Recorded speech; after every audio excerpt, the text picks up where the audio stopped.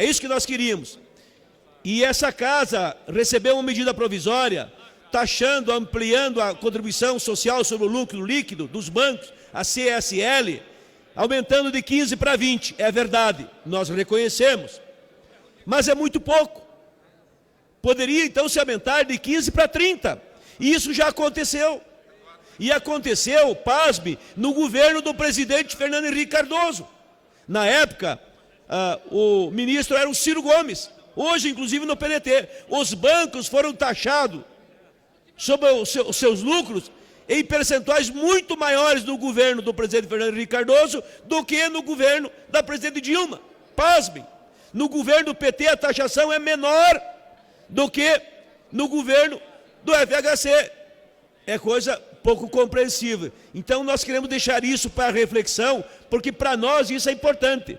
A gente tem tirado os grandes, de quem tem, e não tirar de quem não tem. Quem não tem, bom, já não tem. A única coisa no mundo que a gente reparte e aumenta é a miséria. Tem alguém miserável, reparte essa miséria, ele fica mais miserável para repartir com outro miserável. Via de regra, o que a gente reparte diminui, mas a miséria repartida aumenta. Então nós não podemos sacrificar o trabalhador. Está aí o desemprego, a solta. E os bancos, lucro, lucro. É juro do juro, da mãe do juro, do pai do juro, do avô do juro, do juro, do juro. Tem 3 empresas lucrativas no Brasil. A primeira empresa é Banco Bem Cuidado. Não tem o que de mais lucro que Banco Bem Cuidado, imagine. Recebendo todos os spreads, juro, correção monetária. A segunda é Banco Mal Cuidado. Não precisa nem cuidar direito, que dá lucro igual de tanto lucro que dá. E a terceira é Banco Quebrado. Mesmo quebrado, o banqueiro ganha o seu dinheiro e o governo, o povo, paga a conta. Então nós temos que fazer essa diferenciação. Esse é o pedido que eu quero fazer aqui, para que a gente, ministro, possa avançar. O Brasil pode arrecadar mais? Pode. Precisa? Sim. Merece? Claro. Mas tem que tirar de quem tem. Quem tem que pagar mais é quem tem mais para pagar, para poder pagar, e não de quem tem menos. Eu sei que o dinheiro público é que nem coberta curta, tem para a cabeça, falta para os pés, tem para os pés, falta para a cabeça. Eu sei que é assim. Mas se tem alguma coisa que a gente pode lançar mão, é sobre as grandes fortunas, é sobre os grandes bancos. E para mim concluir, a CPMF. Eu sou, me permito dizer aqui, um pouco estudioso da CPMF. Tanto que aqui nessa casa eu apresentei uma emenda para que a CPMF fosse repartida pelos estados e municípios. Na época era o governo do Fernando Henrique Cardoso. O PT todo apoiou. E o governo do presidente Fernando Henrique Cardoso, o PSDB, votou contra. Perdi. Mudou o governo, eu apresentei a mesma emenda. Aí o PSDB, que tinha votado contra, votou a favor, e o PT, que tinha votado a favor, votou contra. Mudaram de lado, e ficou tudo do mesmo jeito. Aí fiz uma CPI da CPMF, fui o autor. Reviramos a CPMF, entramos na perna do pato, saímos na perna do pinto. Resultado, concluímos que o dinheiro da CPMF, ministro, entra para a saúde, mas só que o dinheiro da saúde sai pela porta dos fundos. Enquanto a CPMF entra pela porta da frente, o dinheiro do orçamento da saúde sai pela porta dos fundos. Então não é um plus. Se for um plus, se for algo a mais para a saúde, a gente aceita o debate, aceita a discussão e dá para a gente avançar. Agora, simplesmente para tapar rombo, aí não podem contar conosco. Muito obrigado. Ministro Joaquim Levy, terminou a fase dos líderes, em seguida que Vossa Excelência chama os deputados individuais. Pois não, ministro, começa. Presidente, obrigado. Obrigado. Queria agradecer os líderes pelas observações importantes, que nos ajudam, inclusive, a formular a nossa ação, e também pelas perguntas que alguns fizeram. Eu acho importante salientar que a política do governo, ela tem procurado, inclusive, trazer um equilíbrio entre as diversas medidas para nos trazer de volta a uma situação fiscal saudável. Tem muita gente que fala assim, a gente está focado no fiscal, mas como eu falei, o fiscal é o primeiro passo para a gente tomar outras ações, algumas estruturais, e principalmente para a economia poder voltar a respirar com segurança. O orçamento 2016, com a meta que a presidente propôs, é fundamental para a economia voltar ao seu curso, para a volta da criação de empregos, para a tranquilidade na família brasileira. É bom notar que este ano o superávit e o ano passado já são superávites muito pequenos. Hoje em dia, o Brasil não está poupando sequer para pagar juros, para aqueles que se preocupam com isso. A nossa realidade fiscal é que a gente, o ano passado, teve um déficit primário. Então, é abaixo até da capacidade de fazer juros. E a meta do ano que vem, que é de 0,70%, 0,7% do PIB, também é uma meta bastante modesta em relação às obrigações que o país tem.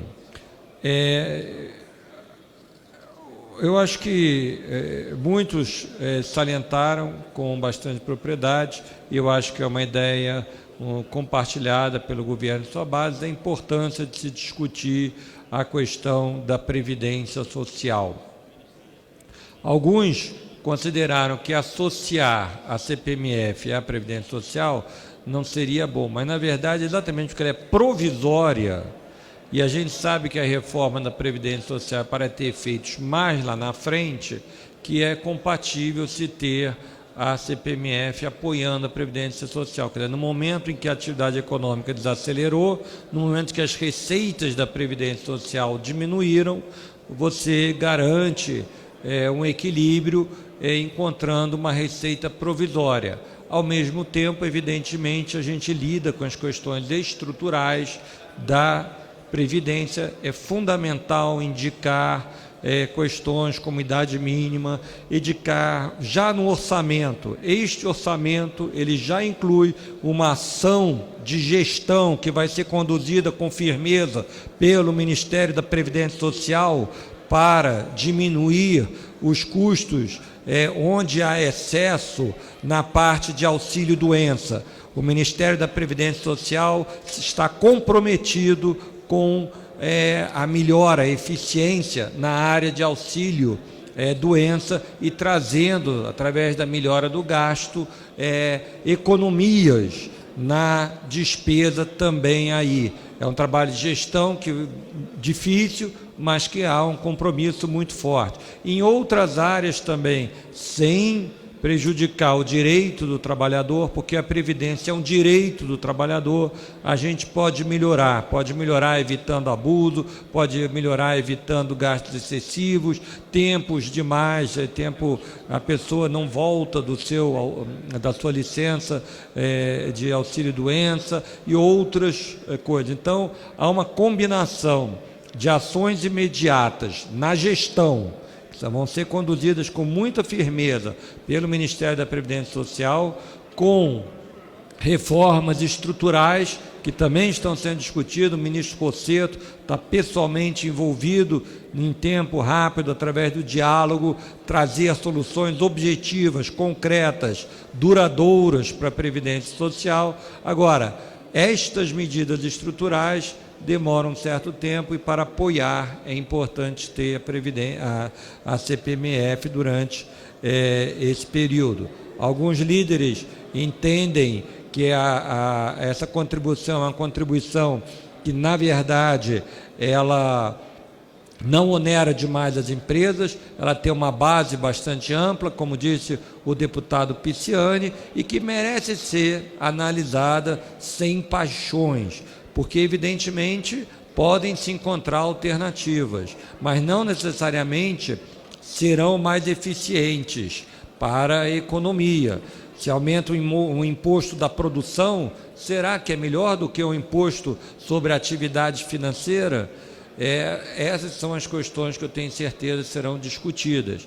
E, como foi mencionado por alguns deputados, em outras ocasiões em que havia necessidade de uma resposta rápida, durante o governo Fernando Henrique Cardoso, também se lançou mão desse recurso, que é importante. Isto é muito importante, porque, como perguntou o deputado Barcelar, evidentemente, se nós não tivermos um orçamento robusto, nós vamos ter problemas. A eventual, e eu acho que a gente vai evitar, tem todos os motivos e condições de evitar qualquer outro rebaixamento da nossa dívida, teria um efeito muito ruim no emprego. Não ter um orçamento que garanta a manutenção do grau de investimento é botar o emprego em risco, o trabalho, as condições de vida das famílias em risco, e eu sei que ninguém quer isto. A deputada Fegali mencionou a necessidade de si também, e aliás também o deputado Ronaldo Nogueira discutiu a questão de se distribuir o esforço fiscal por algumas áreas, principalmente a questão de renda e a questão do capital.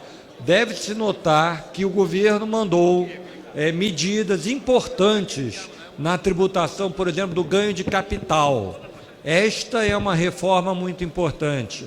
Aqui a gente fez o imposto de renda sobre o ganho de capital, que é aquele ganho das grandes fortunas. Este imposto passou a ser progressivo.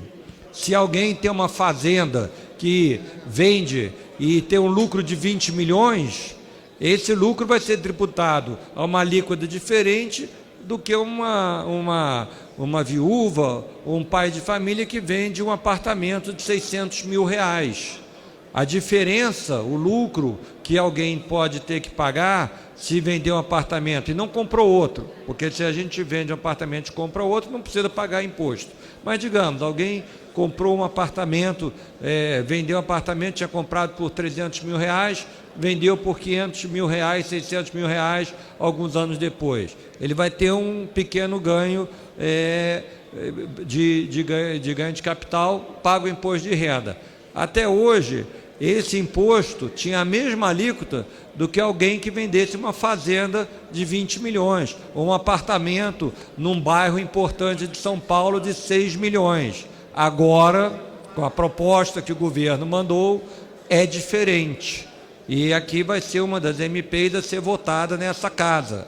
É uma MP de progressividade, que é um princípio constitucional e que o governo está trazendo.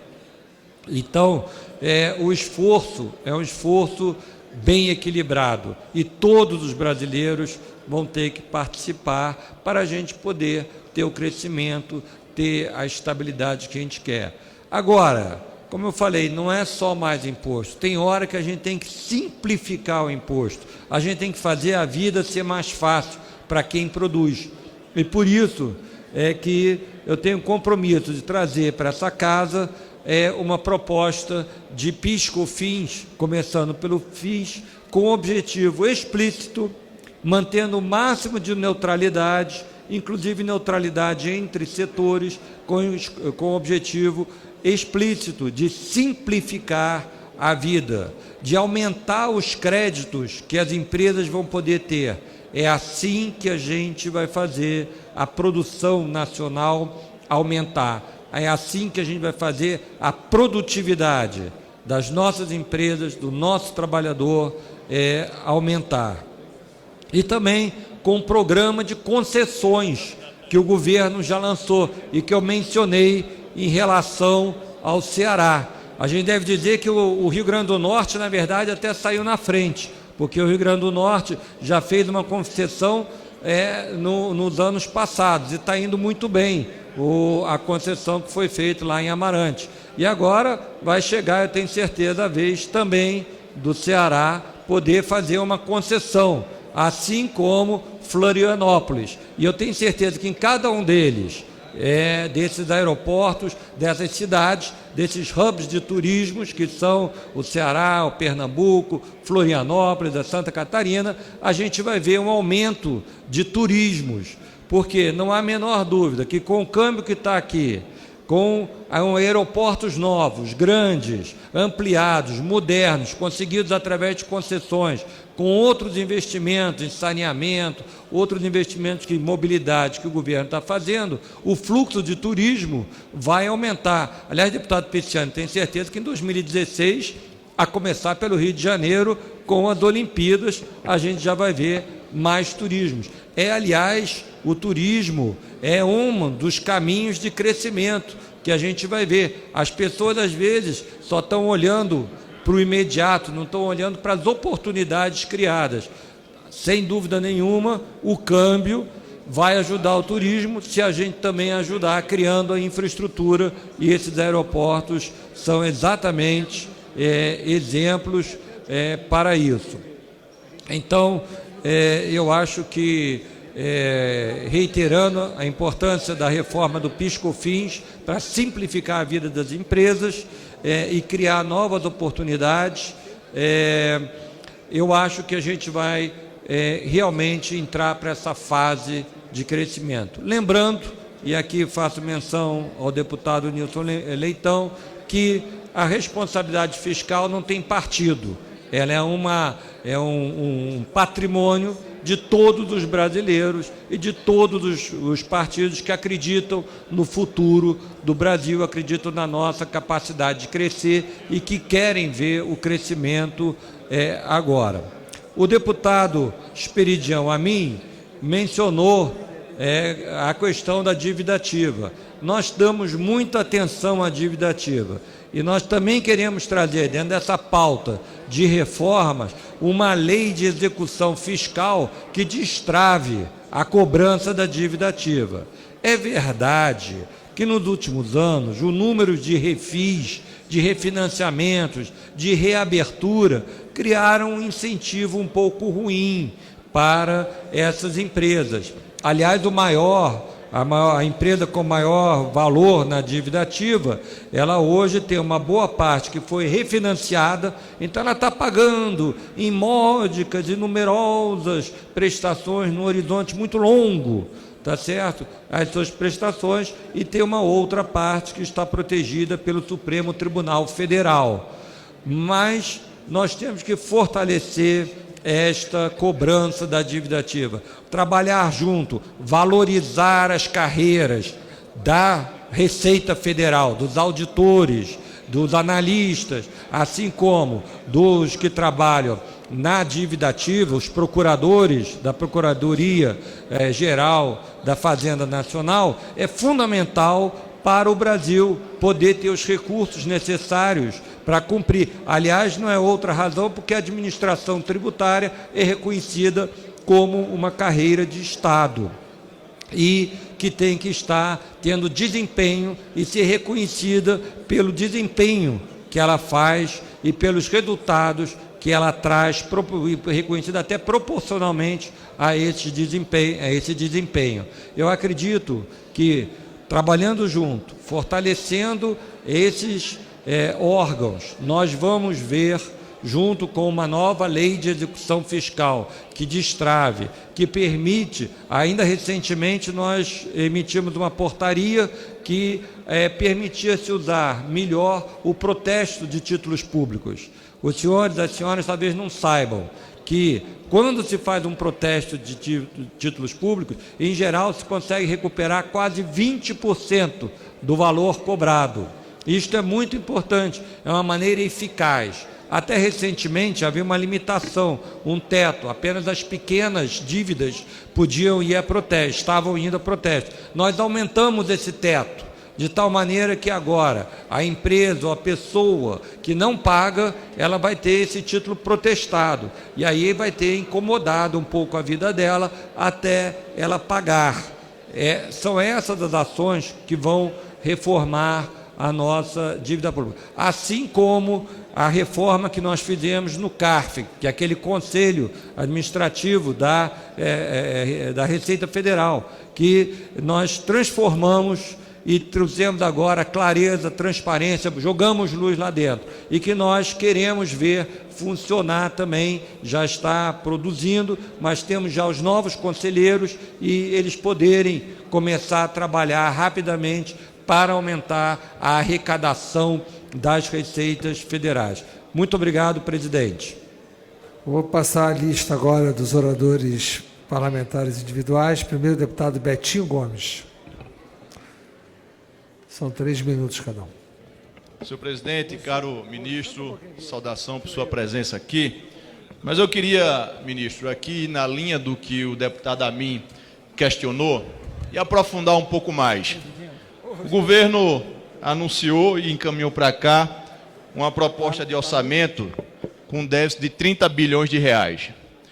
Afirma que há uma necessidade de um superávit primário de 34 bilhões e anunciou um ajuste fiscal de 64 bilhões de reais. Desse total, 26 bilhões seriam de corte de custeio, de gasto com a máquina pública e 40 bilhões de aumento de arrecadação, sobretudo CPMF e outros impostos. Esse é um ajuste fiscal que naturalmente penaliza a população, especialmente a população mais pobre.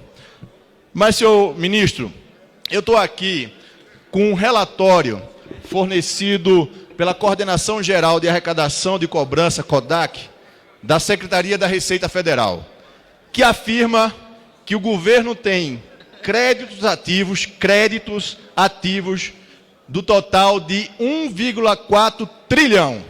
1,4 trilhão são créditos ativos, sendo que desses 127 bilhões são parcelados, 199 bilhões eles estão contidos porque estão em processo de demanda judicial e 913 bilhões num processo administrativo, portanto eles não podem ser cobrados.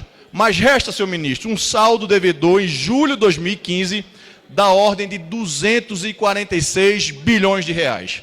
Ministro, se o governo federal decidisse cobrar esse recurso que já está pronto, aqui esse valor, 246 bilhões, não há mais nenhuma demanda judicial ou administrativa a ser tomada.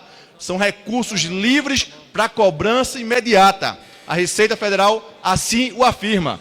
Apenas se o governo conseguisse cobrar 10% desse valor, um pouco mais do que isso, já taparia o rombo do orçamento mandado para cá. Se cobrasse 20%, 30%, já seria o ajuste fiscal que o governo está propondo. Ou seja, o governo não cobra quem deve e penaliza a população, os microempresários e empresários com aumento de impostos. Aqui, senhor ministro, está talvez um dos caminhos alternativos para o ajuste fiscal, que faria justiça fiscal, que inclusive ajudaria a diminuir a carga tributária. No entanto, o governo não faz essa cobrança. 90% desse valor de 246 bilhões são pessoas jurídicas que devem. E aqui o deputado Amin já fez esse relato. Basta talvez aí vontade, determinação do governo de cobrar esse recurso e com isso fazer com que a população não seja penalizada.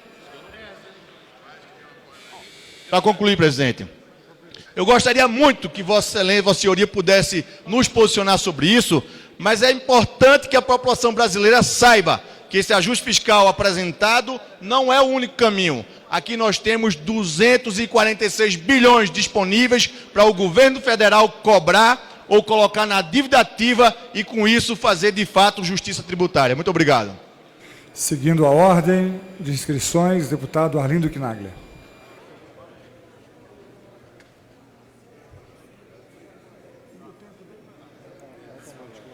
Agora em Brasília são 6 horas e 17 minutos. Os deputados continuam conversando com o ministro da Fazenda, Joaquim Levy, nesta comissão geral aqui no plenário da Câmara dos Deputados. O ministro Joaquim Levy veio a esta comissão geral a convite do deputado Rogério Rosso, do PSDB do DF, que pedia esclarecimento sobre a elevação da taxa de juros, a retração da produção industrial, o aumento do desemprego e mais temas da economia brasileira. Nesta casa, prezados pais, existe uma síntese cruel que diz o seguinte: dívida nova com o Estado, aliás, dívida velha com o Estado não se paga e dívida nova deixa-se envelhecer. Eu digo isso a propósito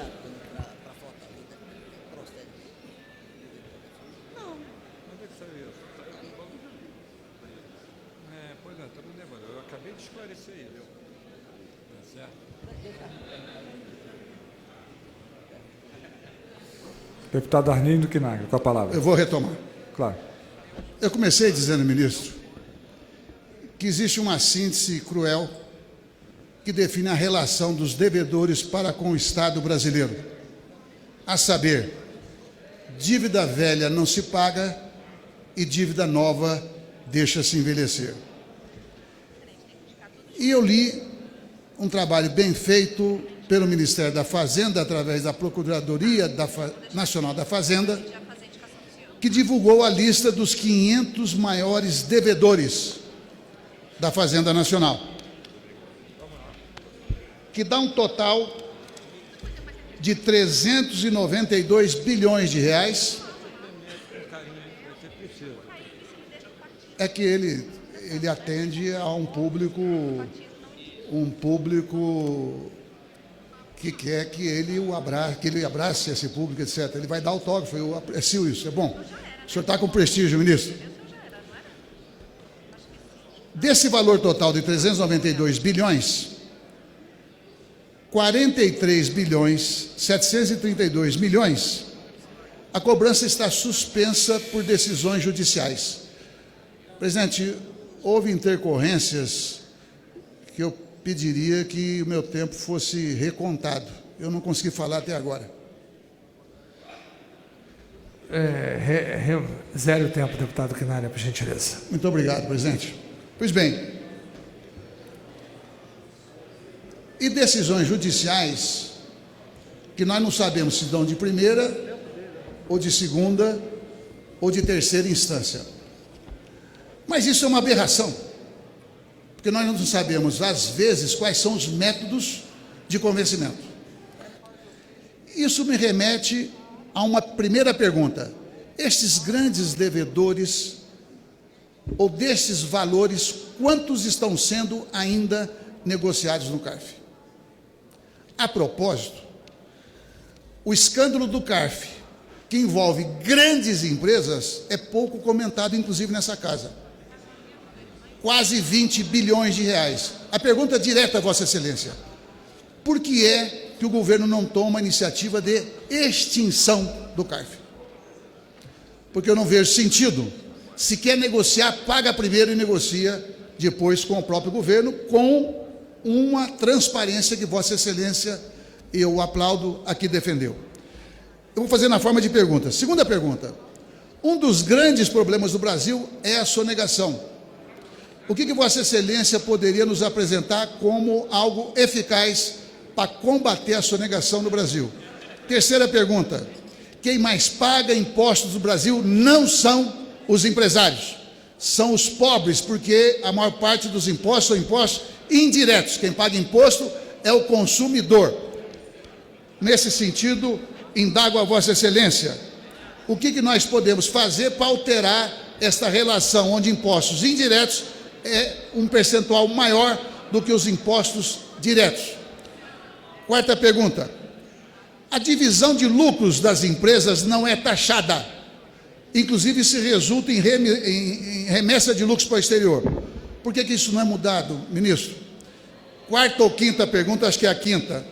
Veja, o Brasil hoje ele tem que aumentar a taxa de juros, porque o capital especulativo pode escapar do Brasil. Outros países, vários, têm leis que limitam essa liberdade de fluxo de capitais. Indago de Vossa Excelência, deveríamos ou não, pelos discursos que eu ouvi aqui hoje, seria muito bem-vindo uma proposta em defesa da economia nacional, até porque nós impediríamos remessa de lucros indevidas, nós impediríamos lucros sorrateiros indevidos, tudo à custa de quem mais paga impostos, como já disse, que são os pobres. Finalmente, quero fazer uma pergunta para Vossa Excelência poder encaixar, se possível. Vossa Excelência relatasse aqui brevemente, e respeito o seu cansaço inclusive, qual é a estratégia de que nesse momento o Brasil passa por uma recessão. Como é que Vossa Excelência vê a evolução da economia? Muito obrigado pela atenção. Deputado Júlio César. Júlio César. Deputado Ricardo Trípoli. Presente, presidente. Desculpa. Júlio César. Senhor presidente, Senhoras e senhores deputados, senhor ministro, meu querido amigo ministro Levi, que eu tenho admiração de mais de 15 anos pela sua postura dentro dos cargos que já ocupou em nosso país. Mas eu estudo, senhores e senhoras deputados, todos os dias os problemas brasileiros. Os problemas do desajuste que aconteceu nos 2 últimos anos, o desajuste das desonerações de mais de 112 bilhões só no ano passado, do regime geral da Previdência de 56 bilhões no ano passado, da Previdência Pública de 66 bilhões também, e que vai aumentar este ano pelas previsões mais de 40 bilhões nos 2 regimes, do subsídio ao BNDES para privilegiar as grandes empresas do nosso país. E agora a agonia que nós estamos vivendo para reajustar esse desajuste. O que está acontecendo? A indústria está caindo, o comércio está caindo, o serviço caindo, aumenta a taxa de desemprego, aumenta a taxa de juros e aumenta a dívida do povo brasileiro. E o que o ministro está propondo? Um reajuste do desajuste, ministro, que o povo brasileiro não está acreditando. Por quê? Porque é muito anímico do tamanho dos desequilíbrios que a nossa economia encontra no dia de hoje. Só de restos a pagar mais de 100 bilhões e já foi mais de 200. O que o governo está fazendo? Fazendo leilões. Leilão da ANP de 266 blocos, só 37 tiveram sucesso. Da energia, vai ter leilão das telecomunicações, dos portos. E por que não tem sucesso esses leilões? Pela baixa classificação que o Brasil foi submetido do risco internacional. O que nós devemos fazer? Veja bem, aqui se fala em tudo, mas eu vi o nosso deputado do Ceará falando da tributação dos bancos, ministro. Eu nunca vi uma autoridade do governo assumir de frente a tributação do banco. Do comércio é mais de 30%, concluir. Do comércio, do serviço, mas do sistema financeiro, ninguém sabe o total. Está longe de estar igual à indústria e o comércio, e principalmente da classe pobre. O que se propõe? Dentro do Pacto Federativo, senhor ministro, em 88, os estados, os municípios tinham 20% do bolo tributário, quando dividia estado e município. Hoje estão com 16%, está caindo para 15%, e os municípios estão numa agonia muito grande. O senhor sabe, foi da Receita, foi do Tesouro, eu acompanho as contas do governo todo mês, junto ao Tesouro, junto à Receita. E foi pago anteontem mais de 600 milhões de refis, recolhido pela Receita e não compartilhado no passado. Isso já... Concluído, o trabalho nosso na Comissão de Finanças e Tributação. Mas eu tenho um relatório, senhor ministro, que eu vou passar a Vossa Excelência. Previsão de receita para o mês de outubro. A previsão era para ser 2 bilhões e 36. Esta previsão foi publicada no mês passado. Pois não é 2 bilhões 36, 991, 158. Pois não é, ministro, que a previsão foi exatamente até a fração, foi o que foi pago agora no dia 9. Eu quero entregar a Vossa Excelência que é muita coincidência aquilo que aconteceu com os estados e municípios da divisão do bolo do FPE e do FPM, que esta previsão coincida. Por fim, senhor ministro, eu tenho outras propostas, mas lamentavelmente eu não tenho tempo de... Obrigado, deputado. Deputado Ricardo Trípoli. Senhor presidente, senhoras e senhores deputados, senhor ministro Joaquim Levy, eu teria muitas perguntas a lhe fazer. O senhor percebe pelo plenário a vontade que nós temos à disposição, de que nós ouvimos todos os dias nas ruas de São Paulo, no caso dos outros estados, dos outros parlamentares. O seu governo e Vossa Excelência, que representa a questão financeira do governo, tem exigido sacrifícios do setor produtivo, do comércio, da indústria e da população em geral, do agronegócio, enfim, de todo o setor produtivo. Ministro, eu farei uma única pergunta a Vossa Excelência e gostaria que Vossa Excelência pudesse me dar uma única resposta. Qual é o sacrifício que Vossa Excelência fará ao setor financeiro, ao setor bancário, que hoje, obviamente, assola todas as outras áreas produtivas do nosso país, inclusive os trabalhadores? Se Vossa Excelência pudesse me dizer qual é, porque até agora nós vimos o sacrifício solicitado ao cidadão comum, ao comércio, à indústria, ao agronegócio, mas o setor financeiro, infelizmente, nós nos vimos qual é a parcela de contribuição que Vossa Excelência pretende exigir para que nós possamos, obviamente, termos o conjunto das medidas que deverão ser assumidas pelo governo. Deputado Silvio Costa, no lugar do deputado Leonardo Monteiro. Senhor presidente, senhor ministro, eu fico indignado com algumas perguntas aqui, sobretudo algumas perguntas oriundas da oposição. Senhor ministro, o senhor está numa casa onde 346 parlamentares aprovaram uma pauta-bomba que ia gerar um prejuízo ao Brasil de 127 bilhões. Eu tenho uma proposta aqui. Eu sou vice-líder do governo e sou o primeiro a votar contra a CPMF. Se vocês toparem votar o que eu vou propor aqui, eu vou provar aqui que com 4 projetos, se a gente votar aqui, se vocês toparem, o Brasil economiza 50 bilhões. Primeiro ponto, vamos começar pelas universidades federais. O que é que acontece no Brasil? O cara que é pobre, ele estuda na escola pública. Lamentavelmente, a maioria que estuda na escola pública não consegue passar na Universidade Federal. O que é que acontece? O cara que paga a sua escola, na linguagem antiga, primária e científico, estuda na escola privada, via de regra esse cara passa na Universidade Federal. E o pobre, quando passa, vai estudar na universidade privada. Eu tenho um projeto de lei aí. O Brasil tem 1.200.000 alunos na Universidade Federal.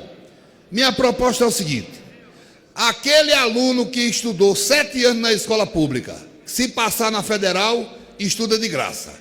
Agora, quem estudou na escola privada, vai pagar o que ele pagava na escola privada, corrigido pelo INPC.